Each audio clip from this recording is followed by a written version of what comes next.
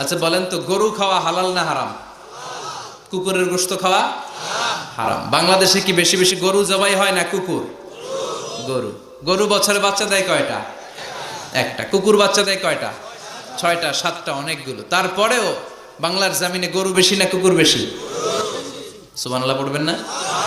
গরু খাইলামও বেশি, গরু জবাই করলামও বেশি, আবার গরু বাচ্চাও দিল কম। কুকুর খাইলাম না, কুকুর জবাইও করলাম না, কুকুর বাচ্চা দিল অনেক, কিন্তু কুকুর কম, গরু বেশি। কারণ গরু